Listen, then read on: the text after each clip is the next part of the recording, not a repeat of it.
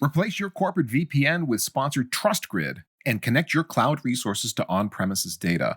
TrustGrid is automated, software-defined, self-patching, supports modern standards like OpenTelemetry, and was built by networking nerds. Learn more about TrustGrid at trustgrid.io/packetpushes. That's trustgrid.io/packetpushes.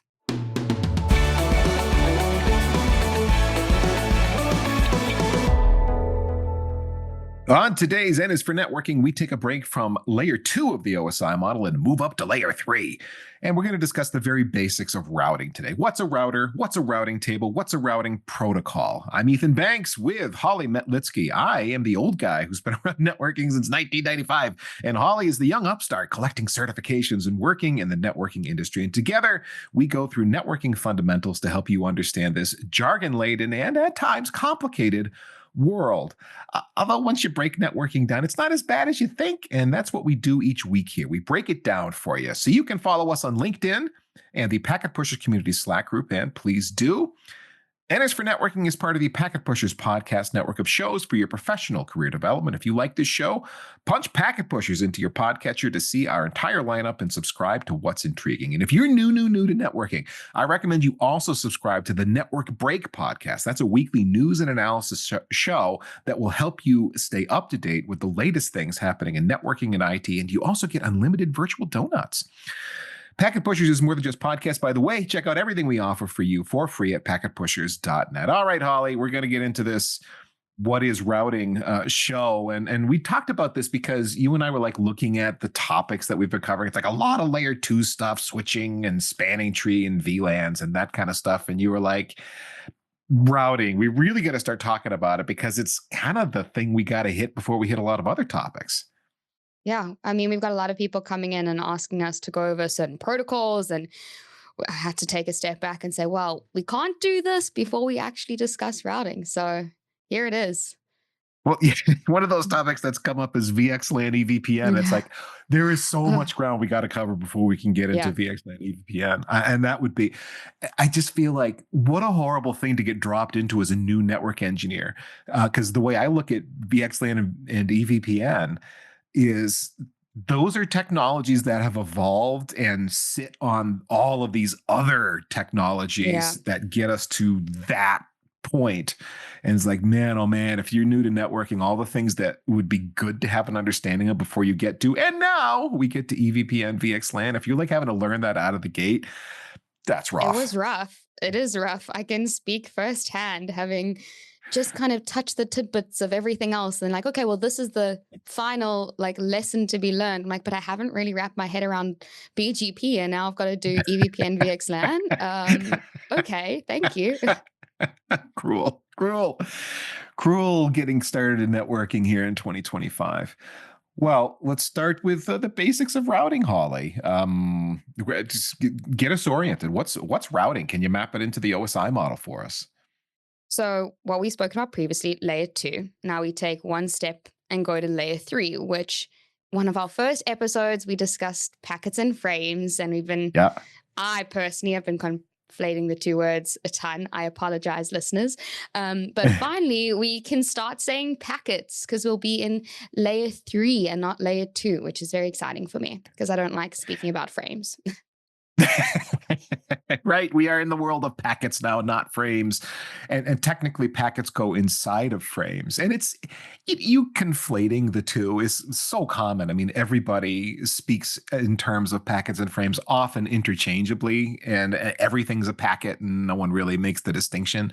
And we make the distinction here because words matter. And, we want to be, technically accurate as best as we can to help people understand where things are coming from. But yeah, when we're talking layer 3 now, we're talking about packets, not frames. Packets would go inside of frames. So like we're talking Ethernet, that's a frame. If we're talking packets in this world, it's generally speaking IP, Internet Protocol. Although I don't know if you've been exposed to anything at layer 3 other than IP, Holly? No, pretty much no. Nothing I can think of. Yeah, and if you go back through networking I, I hate to say history because it's part of my former life as my early days of networking. It's like, oh man, am I old enough to be the guy talking about history? But yeah, but there were lots of other layer 3 protocols that we worked with, protocols that needed to be routed beyond IP. In fact, I worked a ton with a protocol called IPX. Again, this truly is history, but back in the day, Novell, the company Novell, was huge. I mean, they were a massive company, and there were lots of Novell networks that were deployed. This would be in the early mid 90s and even into the 2000s before Novell really started to fade. And their protocol of choice was IPX, Internet Protocol Exchange. I think I'd have to, when internet meant, or not just the internet that we think of today, but connecting different networks together. And IPX was the layer 3 protocol, and we had IPX routers that Was would that a connect standard? different networks. Was it a standard? Boy, was it a standard as far as the IETF is concerned? I don't think so. Was it a standard that multiple vendors used and interoperated with? Yes, Mm. absolutely. Because you could run Microsoft NT networks at the time, pre Windows 2000, on top of IPX. That was there. It was a thing you could turn on. So that's a great question. Did the IEEE have IPX standards or somebody? Because I don't think IETF ever did, in that they were focused on the internet and related protocols built on IP. That's an interesting question I'd have to dig into. There were other layer 3 protocols too beyond IPX. There was AppleTalk. That was, if you were in the Apple world at that point, that was another layer 3 protocol you might see. DECnet, Digital Equipment Corporation, they had a protocol for connecting their VAX mini computer systems, and a bunch of other ones too. We don't need to go through all of them. I really just wanted to make the point that although in 2025, it's IP, and that's kind Mhm. of all we think about, really. There were a bunch of other ones that function at layer 3. There are still other layer 3 protocols out there that exist, so don't be shocked if you run into something along the way. Yeah, that's not unusual to have other transport protocols, other ways to interconnect different networks together than IP. But in the modern world, I mean, IP is mostly what you're dealing with 99% of the time, really. Yeah. I guess a question for future us, but I wonder if one day we'll talk about IP being the history of the protocols and where we'll evolve from here. Um, I don't have Yeah, vision into that, but I'm curious to see what happens. well, so there is some work being done on some of these things where there are interesting different projects that are being thrown around. Um, Different ways to get at resources that may or may not involve IP. Will any of those become anything? It's hard to say because Yeah. it's interesting. Like Ethernet as a local area network transport is wasn't really designed to do what we've made it do. We just keep working on it and make it do the thing. IP is kind of the same, where it's so I mean, IP is very good at what it does, and it's so entrenched in our world. And we're as the internet progresses, we're moving from IPv4 and transitioning into IPv6. This decades long transition here. Yeah. It's baked into not just our network operating systems and not just our endpoint operating systems like Windows and Linux and Mac OS and so on. It's also baked into chips, Yeah. switching hardware and routing hardware that is optimized for IP. There's advanced technologies like SRv6, segment routing on IPv6, that there's chips that deal with that now.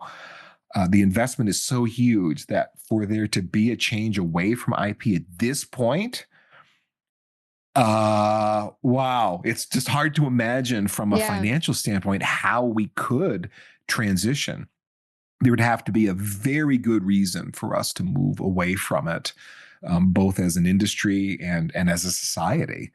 Really, the reason to change would have to be so compelling that we do it.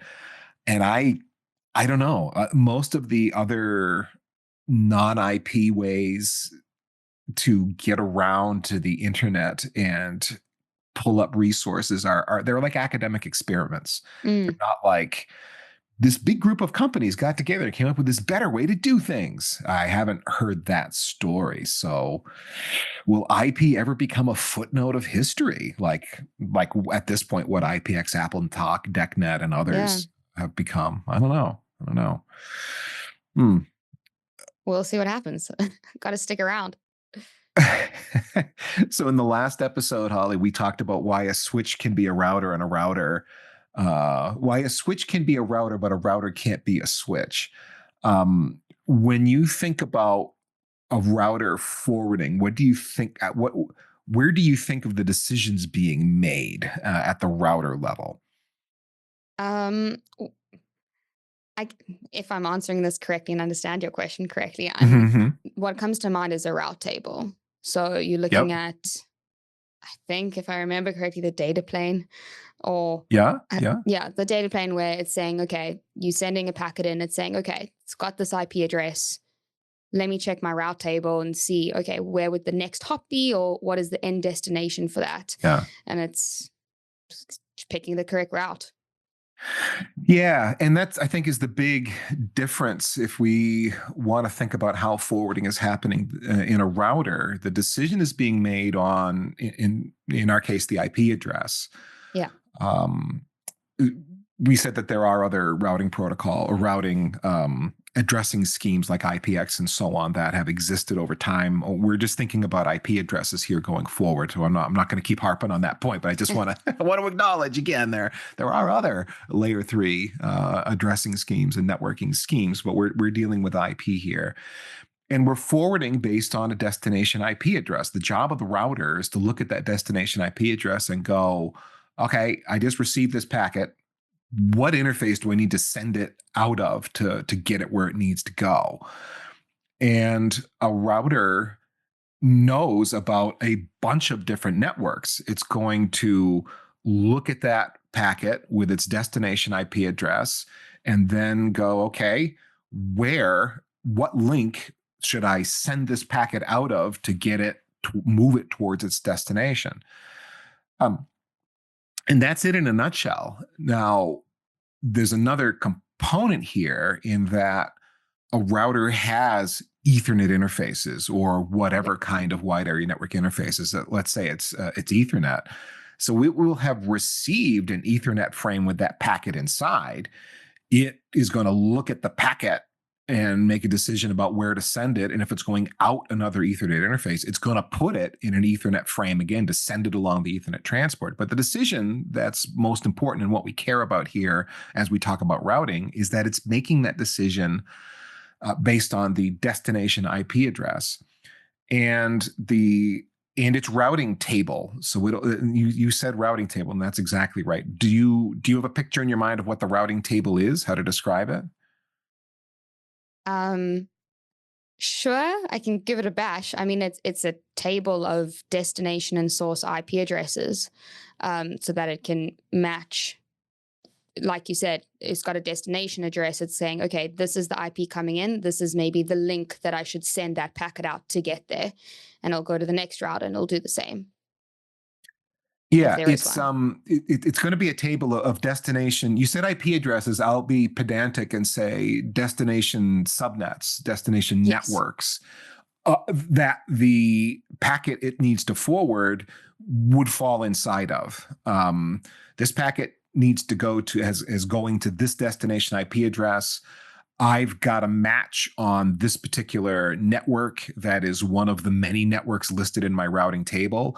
That network is reachable via this physical link that's plugged into me. I will therefore forward that packet and send it out that link because that's where my routing table, as I do a lookup, that's the link I should send that packet out of to reach the network that this packet is part of. I don't want to send us down a hole, but I think it is important to just explain what we mean by subnet. Uh huh. So, what do we So, mean by subnet? well, Ha um, ha.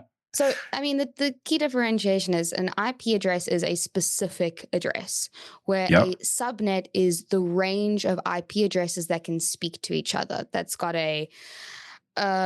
you've got the two parts of the IP, and my brain has totally switched off. But the second part, which you match, and that's the You, same, and then the yeah, variable you, you parts of the IP. You've got a network portion of the address Yes, and that's what I a was getting host at. portion of the address that is identified by a subnet mask.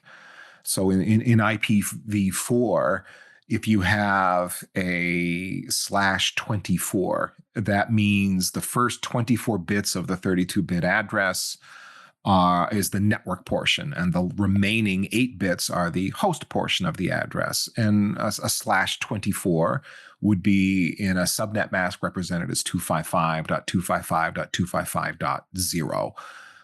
So what ends up happening there is the first 3 octets of that address, A.B.C, that's your network portion, and then the last portion is your host portion, the part of the address that uniquely identifies the host that is a part of that network.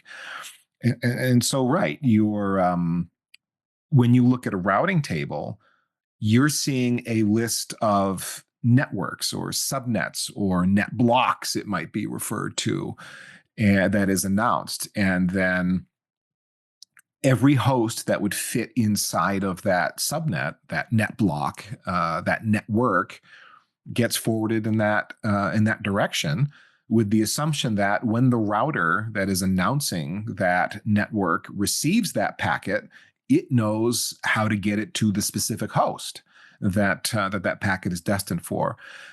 It should have an interface that is a part of that network that it's announcing, and therefore all the hosts that are connected to that network would be hanging off of that router's interface.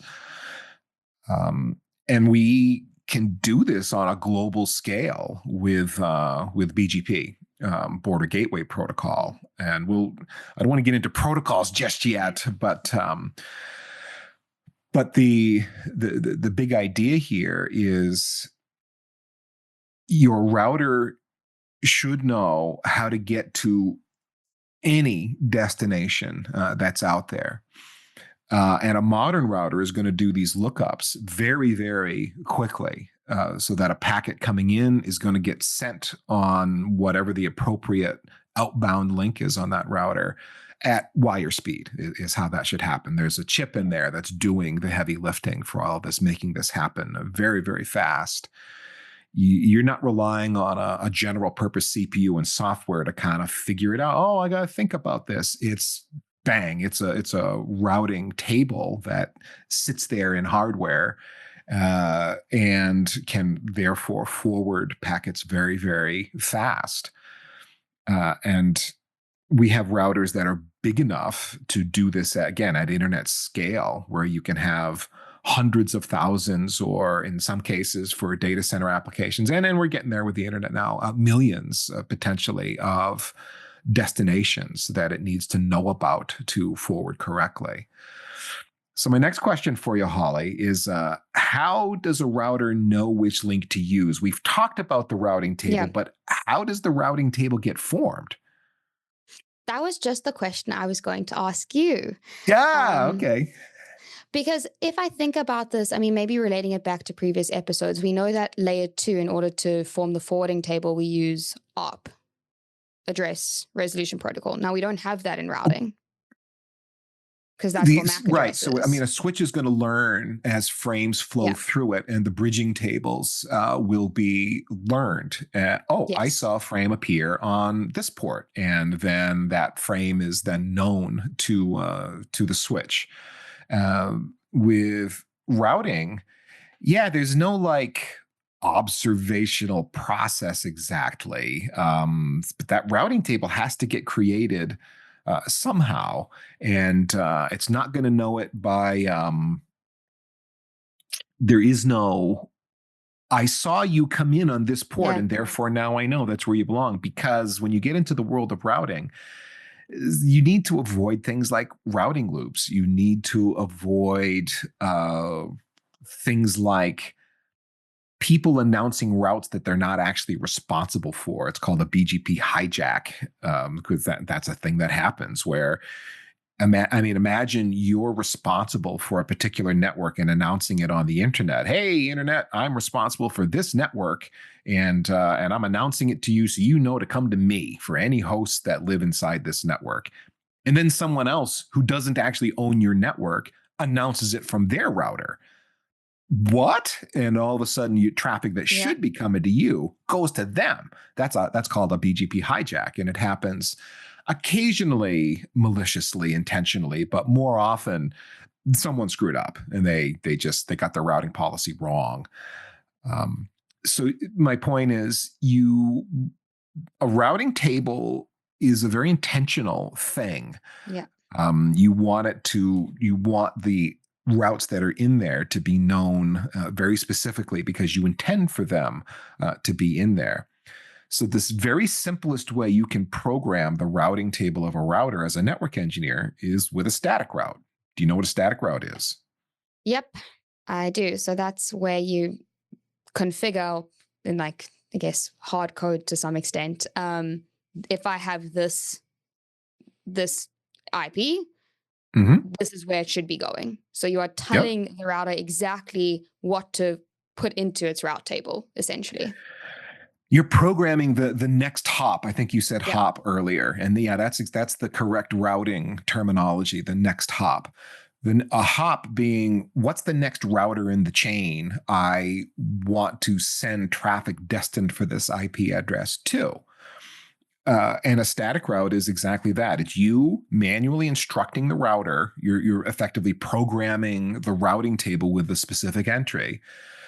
To get the destination X, I want you to go via next hop Y, and programming it right in there. Now you as the network engineer have created a routing an entry in the routing table.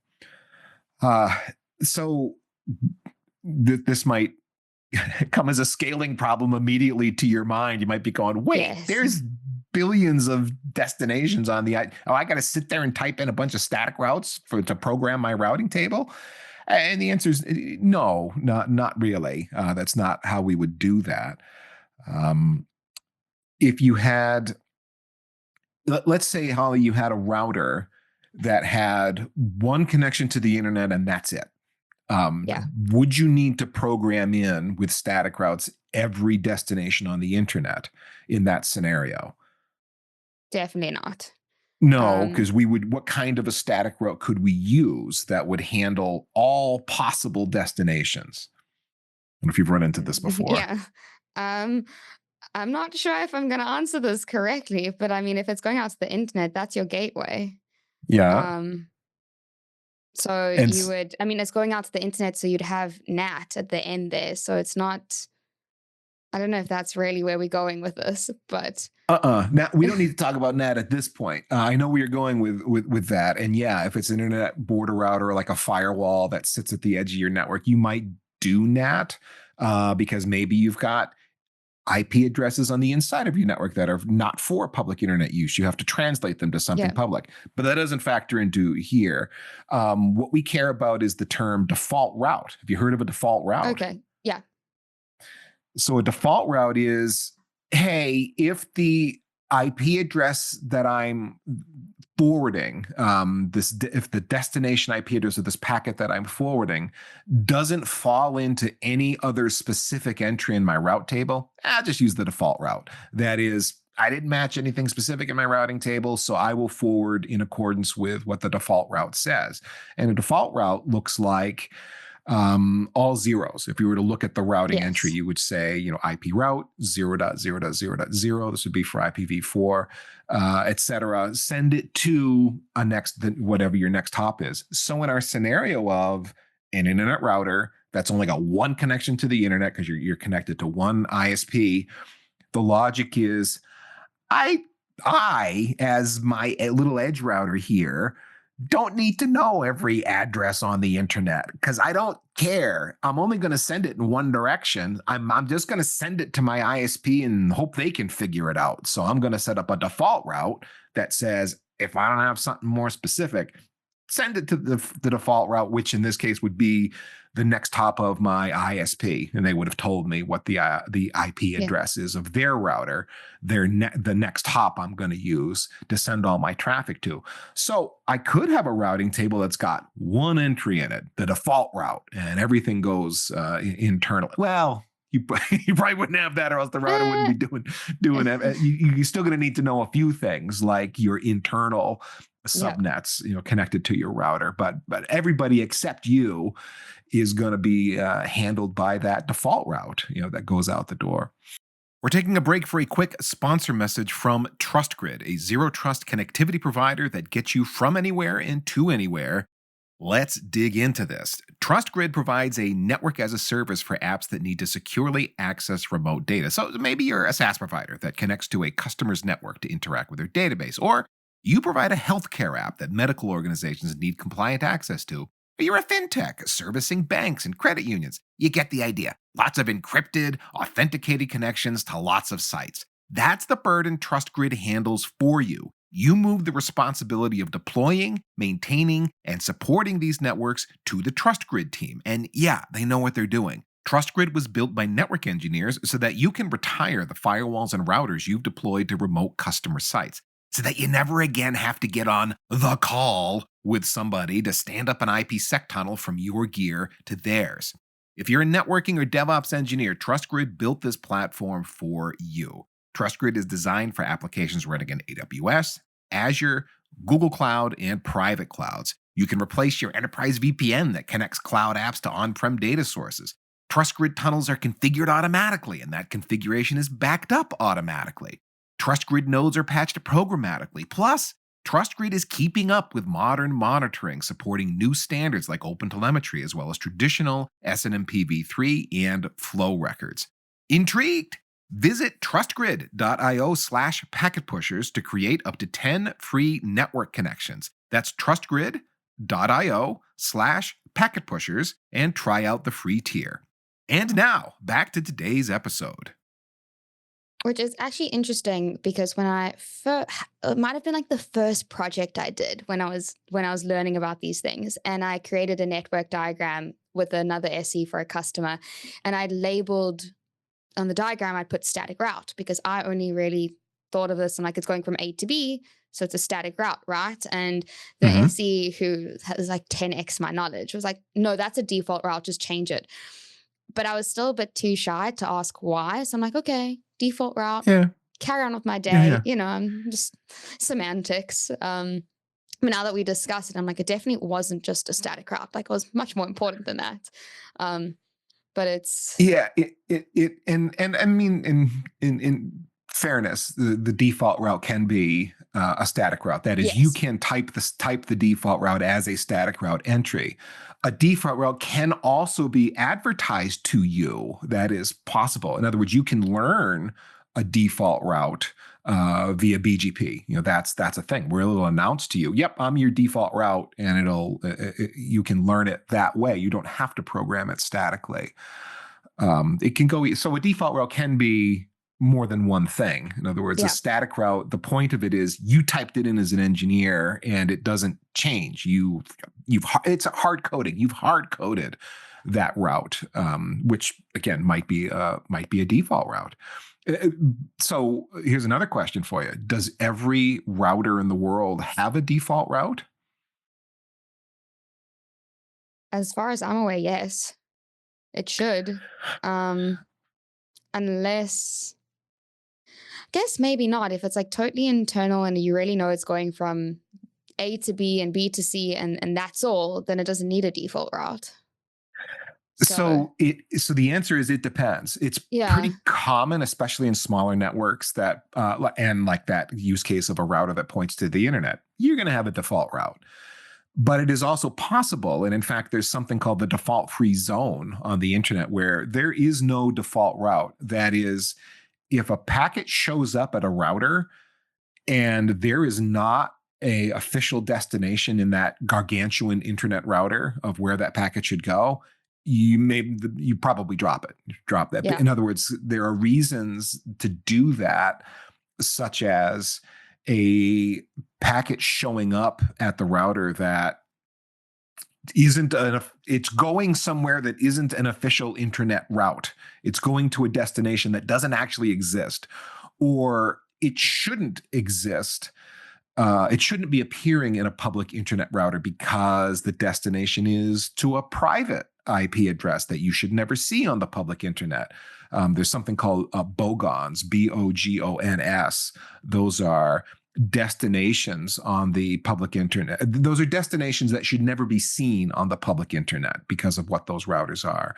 So, for example, the IETF's RFC 1918 lists a set of private addresses, 192.168/16, 172.16/12, and 10.0.0.0/8. Those are RFC 1918 addresses. Hopefully I got those right. I just did that off the top of my head. They I think sound those are familiar. all correct. Yeah. And there's a bunch of other ones too that are in various other RFCs that I don't have off the top of my head that are addresses you should not see. So people can't just make up IP addresses that they want to use. There's a bunch of them that should not show up. They're in a bogon list. And if you send a packet into the public internet that is destined for a bogon network, the policy would be to drop that, not default route it, but get rid of that. You want to drop that. So the default free zone assumes I'm an internet router and I know literally every possible network that's on the public internet. And if I don't have, if a packet shows up and I can't match it against one of these entries in my routing table, my hundreds of thousands or possibly even millions of entries in my routing table, depending on when you're listening to this, I'm going to throw that packet away. I'm going to drop it because it shouldn't be here. And there's good security reasons why that should be, and other best behavior. So let's go back to static routing and this notion of static routing. If you're on a simple network that's kind of small and doesn't change much, static routes are fine. But think about this for a second, Holly. It is a manual process, and so it's kind of it's a scaling problem. And you think a little bit and tell me when you think you might hit a practical limit on static routing. I mean, personally, I don't really want to do it more than even 10 seems a lot. But my issue that I ran into, because we started with static routes and configuring them, is you doing it and maybe by the third one you're not paying attention and your 1 becomes a 2 in the IP address, and then everything breaks and you've got to go sift through all these lines that you've configured to try and find that one little typo that breaks everything. And 3 is a good number, but it's it's obviously, I have dealt with a customer that had all static routes on a very large network, which is insane to me, but each to their own if you want to be fully in control. But it's a scaling problem, and it leaves a lot of room for error. It does. And that's a challenge for sure, to have. The more routers that you end up with on your network and the more network subnets that you have on your network that you need to have an entry in a routing table for, means you're making static route entries potentially on every network or every router in your network. Yeah. If that network moves, you might have to manually go and update your static routes. It doesn't scale well. So you talked about you've experienced a network that was a bunch of routers and all static routes. I have too. In fact, that was a project I did some years back. The network that I was dealing with had grown from just a few routers to dozens, and hanging off of each of those routers was a different network for a different client that this network was supporting. And every time there'd be a circuit turn up to bring a new client onto that network, there was this process that the network engineer I was working with, he'd been there for years. I was new to the environment, but he was going through this rigorous process of programming static routes in everywhere to facilitate connectivity to this site. And it would take him hours and hours and testing and so on to make it go. And so that had hit its practical limit in that network. Yeah, it worked for a long time, but it was time to move to something else, not static routes, but a way for routers to automatically learn about routes from each other and program their forwarding tables automatically. So that is the job of a routing protocol.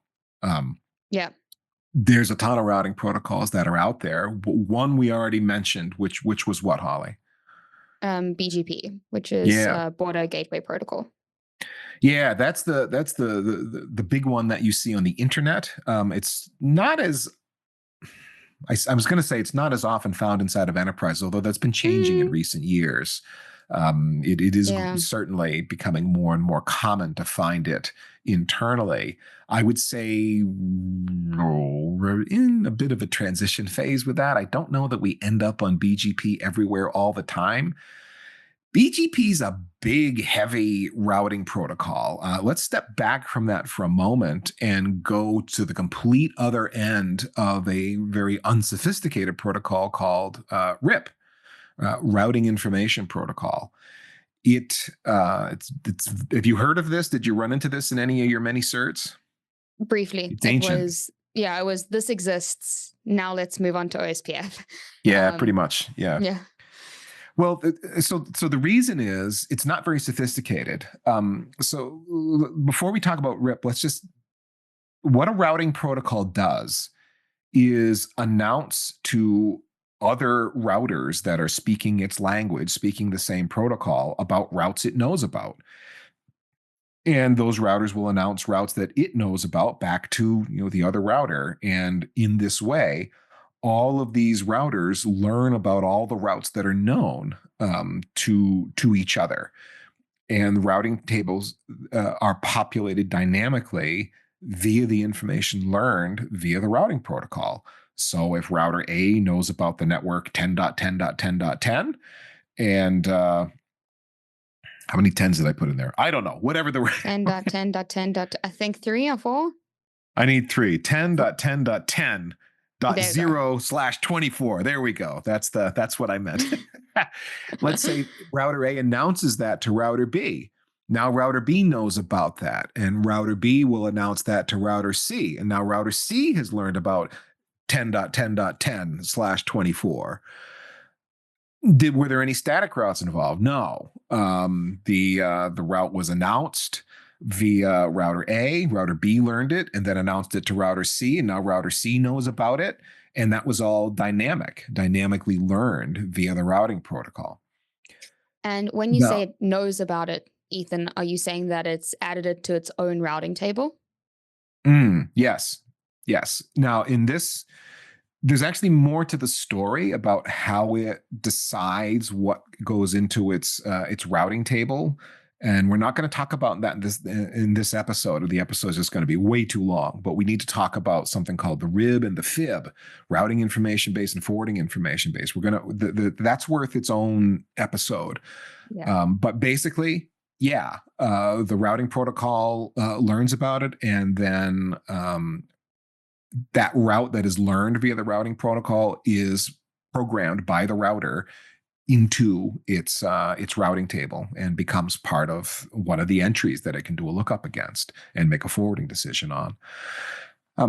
So I mentioned RIP, Routing Information Protocol. You mentioned OSPF. There's a routing protocol called the ISIS, and there's a bunch of other ones too. BGP, we mentioned as well. The difference between all of these routing protocols is in their algorithms that they use to determine what's the best way for me to get through my network to this destination. So imagine a mesh of routers, 10 of them, all interconnected, and there's a bunch of different pathways here, a bunch of different ways that you could get from point A to point B, from wherever you are to the destination network you're trying to reach. The magic of a routing protocol is determining, with all these choices, all these different ways I could possibly route through my mesh of routers and get to my destination, what's the most efficient way, or what's the fastest way, or what's the best path is terms that you'll see used depending on the routing protocol. Best or fastest means different things to different routing protocols. RIP is not used in modern networking because its algorithm is very simple. It just uses a hop count. It doesn't know how fast links are. It doesn't know really anything about the path beyond just the hop count. It will take, by hop count, we mean how many routers do I have to go through to get to a destination? 1 is faster than 5. If I got to go through 5 routers, that's slow. If I got 1 hop, that's the fastest way. And it doesn't know that to get via the 1 router, it might be a really slow link, fast Ethernet, 100 megabits per second. Yeah. That's by modern standards, that's extremely slow. And that if it went through the 5 routers, well, those might all be interconnected with 10 gig. It would actually be a lot faster. All it knows about is hop count. And so it's not very sophisticated. So that kind of limits us as network engineers with what our design options are and so on. And so, I don't really want to use RIP in the modern setting. There's RIP version 1, RIP version 2. There's RIP-NG, I think, that works on IPv6. If you don't care about those sorts of things, I'm not saying there's never a use case for RIP. Sure, there's places you might be able to use it. For example, there's a lot of servers that can actually run RIP. You don't think of them as routers, but maybe you want to announce something from the server, via RIP to a neighbor. I don't think I've seen that in production in forever, but it's a thing that could happen. But then OSPF, open shortest path first. OSPF is comparatively sophisticated. There's lots of interesting design choices you can make, and it knows about cost. It knows the difference between a slow link and a fast link and can bake that into its algorithm to determine what the fastest way is to get from point A to point B. Then we move to BGP, Border Gateway Protocol. And wow, the number of different knobs you can turn to impact a forwarding destination in BGP is enormous. You've got many, many different ways that you can impact how the algorithm will determine the best path through a BGP network. There's a lot of complexity there, and you can implement it very simply. But you've got all these choices that you, particularly as an ISP, an internet service provider, building a service provider network, might care about to impact the economic cost of a link. If you send traffic down one link versus the other might be a big deal to you. And so you'd rather use the less expensive link. Well, you can write a BGP policy that will help you determine that. And so on. BGP is... Very large books have been written just about BGP. So, that's a study that's how deep do you want to go? It can get, it's very powerful, I think is maybe the right way to put it. I want to say it's complicated or scary. Nah, it's just another knowledge domain that happens to be really broad and deep. If you want to be a BGP specialist, there's a lot there. I think this brings to mind, I think it was our conversation with Russ on a previous episode where we discussed how to understand all these protocols. And, what comes to mind is, sure, we've got all of these things and BGP may look complicated, but to really understand why it came about and what the similarities are and differences and applications of each protocol is so important, more than just, oh, well, this is really complex to configure. Well, if you understand why you're configuring it and the purpose, it becomes a little bit simpler. Just going back to that fundamental understanding of the goal and like how these protocols came about, rather than just, okay, this is what this does, this is what this does, without like a fundamental understanding and comparison of them. It seems a little bit overwhelming, but just that thought process really helps. Yeah, and I think in future shows, we will dive into some of these protocols in more detail. It's worth understanding the fundamentals of OSPF. It is worth understanding why some of these knobs exist in BGP that make it complicated but powerful. But understanding some of the use cases why these different technologies exist is certainly worth talking about, because it helps you as a network engineer understand, should I implement BGP in this situation, or should I implement OSPF in this situation, or ISIS, or there's a bunch of other choices we haven't even talked about that are more specialized, that have more specific use cases. Babel comes to mind, BABEL as a routing protocol. I don't even remember its specifics and its nuances, just that it's out there and people use it and they have different reasons why. There are some routing protocols that have been developed just because of its efficiency in use in the data center. Do a lot of people use them? No, but there's some interesting reasons that these protocols have been developed and exist. You'll see BGP applied in a lot of places, not because it's necessarily you need all the knobs it offers, but because it's got this policy notion and the ability to kind of make it programmable. It fits into some use cases that maybe other protocols don't fit into as well. BGP also has tons of different implementations. There are lots and lots of protocol stacks that have a BGP implementation that makes it useful and interoperable and flexible in a way that is helpful for certain use cases. Even though a lot of people don't need everything it has to offer because it offers so much, it does certain things in a way that appeals to some network engineers. And so they'll put that in place, which is why, like we going back to our EVP and VXLAN discussion, it's based on BGP. BGP's kind of become the dumping ground of routing protocols. Did I say dumping ground? I meant kitchen sink. I meant it's just so amazing at everything that it gets to do more and more. Actually, I mean, they just keep dumping everything on BGP because everybody's got BGP. So it's like, fine, let's add this capability to it. EVPN was one of those where it's like, we're going to make EVPN based on BGP, and instead of routing addresses or just routing addresses, we're going to carry MAC addresses in there as well, which is fundamentally is what EVPN is all about. So we could go on and on, Holly, and we will in future episodes. Though, have you got any thoughts to close this conversation out about the fundamentals of routing?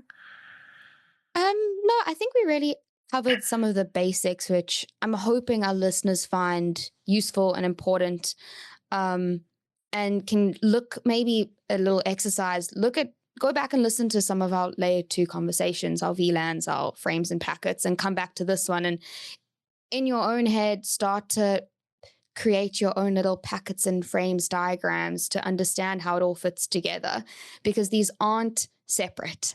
It's not today we deal with packets and tomorrow you deal with frames. They all combined because the protocol is everything in one. We just speak about them separately. So go do a little bit of research, see how your frames fit into like the packet conversation and vice versa, and start piecing all these little tidbits of information together. A way to help you visualize it would be Wireshark. Just download Wireshark, install it, do a very quick capture, and then in the middle pane of Wireshark, it's got 3 windows by default, top with your list of packets, the middle that breaks down the packet you've highlighted from the top window and breaks it all out, then a bottom one that shows a hex decode.